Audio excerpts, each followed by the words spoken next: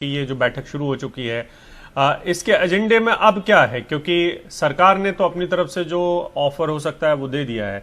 क्या सरकार के पिटारे में अभी और भी कुछ है किसानों को देने के लिए, जिसकी वजह से 11वें दौर की बातचीत के लिए वो फिर से बैठी है?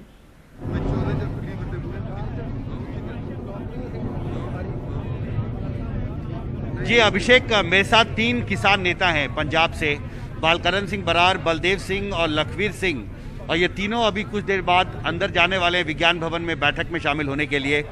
बालकरण, आपकी तरफ से आज क्या सबसे महत्वपूर्ण बात आप सरकार के सामने रखने वाले हैं? महत्वपूर्ण बात तो ये है कि जो सरकार ने तजवीज़ दी थी वो हमें मंजूर नहीं है। संयुक्त मोर्चा की मीटिंग में उस पर पूरे तरह विचार भी किया गया, लेकिन विचार करने के बाद जथेबंदियों ने वो तजवीज़ है सरकार की वो रद्द कर दी। उसके कारण भी ये है क्योंकि केंद्र सरकार है जो वो पीछे समय से, चाहे वो चोन मैनिफेस्टो में, चाहे पार्लियामेंट में, चाहे बाहर रैलियों में, जो कुछ कहती है उसको कभी वादे पूरे नहीं करती वो। इसलिए हमें सरकार पर कोई भरोसा नहीं है कि ऐसा वो हमारे पक्ष में बाद में करेगी। अब तो आंदोलन का दबाव है, वो सब कुछ कर रही है, लेकिन बाद में हमें उस पर कोई भरोसा नहीं है। इसीलिए उस तजवीज़ को हम रद्द करते हैं और कानून रिपील करने की जो मांग है उस पर कायम है। बलदेव जी, एक सरकार की तरफ से एक बात आपको कही गई थी पिछली बैठक में कि जिन नेताओं को, कार्यकर्ताओं को, संगठनों को जो आपके साथ जुड़े हैं, जिनको एनआईए का नोटिस दिया गया है, उसकी आप लिस्ट हमें दीजिए। उसकी इस पर भी आप बात करेंगे आज? देखिए, एनआईए के जो नोटिस है ना, करीब 100 से ऊपर लोगों से आए ने, और पिछली जो 20 तारीख को मीटिंग हुई थी उसमें सरकार में विश्वास दिलाया था। वे आगे से कोई हम रोक दिया, आगे से कोई नोटिस नहीं आएगा। हमने ये मांग की थी जिनको नोटिस आ चुके हैं उनको उस पर भी रोक लगा दी जाए।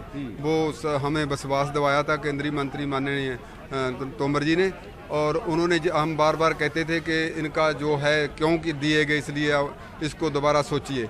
तो उन्होंने कहा आप जो आपके पास अपने लोगों को, जो आपने जो आंदोलन का सहयोग कर रहे हैं, उनको कोई किसी तरह का नोटिस आया है तो उस लिस्ट हम मुझे दीजिए, हम उस पर मतलब उसको बचा रहेंगे। तो वो लिस्ट आप देंगे उनको? हाँ, आज मिलेगी, देंगे। आज देंगे? हाँ, कुछ रह भी सकते हैं जो जिन लोगों का पता लग चुका है देंगे, और कुछ हम पूरा हमारे पास बेरवा नहीं आया, जो उनका जो नोट्स है हमारे पास आ गया तो वो ही दे देंगे। कुछ जितनी भी जानकारी है वो आप देंगे? हाँ हाँ, पूरी देंगे।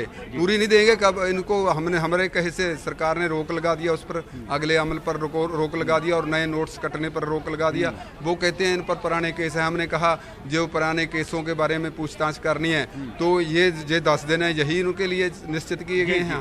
इसीलिए 26 जनवरी का जो आपका कार्यक्रम है लखवीर जी, आप तय कर चुके हैं कि वो जारी रहेगा? बिल्कुल, वो साढ़ा तय रूट प्लान मंगया सरकार को। 3 वारी पुलिस ਨਾਲ मीटिंग हो चुकी है दिल्ली के अंदर, और आस रखते हैं भी ये सरकार इस बारे सहृदयता नाल सोचे। जी, तो आप अभी कृषि मंत्री के सामने ये बात रखेंगे कि आप ट्रैक्टर रैली मार्च आपका जारी रहेगा? हाँ, हमारा जारी रहेगा। हम ये सरकार से भी अनुरोध करते हैं कि हमने जैसे शांतिपूर्वक ये आंदोलन रखा है, सरकार की भी जिम्मेवारी बनती है कि वो इस 26 मार्च के लिए हमको रूट प्रोवाइड करें ताकि इस देश के लिए और पूरी दुनिया के लिए एक शान और इज्जत का जो माहौल है उसको बनाया जा सके। हाँ, तब कृषि मंत्री से आप ये कहेंगे कि सरकार आज हमको रूट दे, इसका आश्वासन भी बैठक में मांग होगी? हम तो मांगेंगे। हम तो पिछले 3 रोज से मीटिंग भी कर रहे हैं पुलिस से, और हमारी ये जिम्मेवारी भी बनती है कि हम अपने आंदोलन को शांतिपूर्वक रखें, और उसके लिए सभी प्रयास जारी हैं। और सरकार से हमारी डिमांड है कि सरकार अगर कोई दूसरा रास्ता चूज करेगी उसके लिए भी हम तैयार हैं, क्योंकि हम परेड जरूर करेंगे। और सरकार ने ये हमारा दम भी देखा है कि हमने जैसे 26 नवंबर को इस दिल्ली के लिए कूच किया था, और जितने हमारे रास्ते में बॉर्डर थे हमने आए थे। ठीक है, धन्यवाद। जी, हमसे बात करने के लिए शुक्रिया। तो जया, निश्चित तौर पर तीनों कानूनों को रद्द करने की मांग होगी।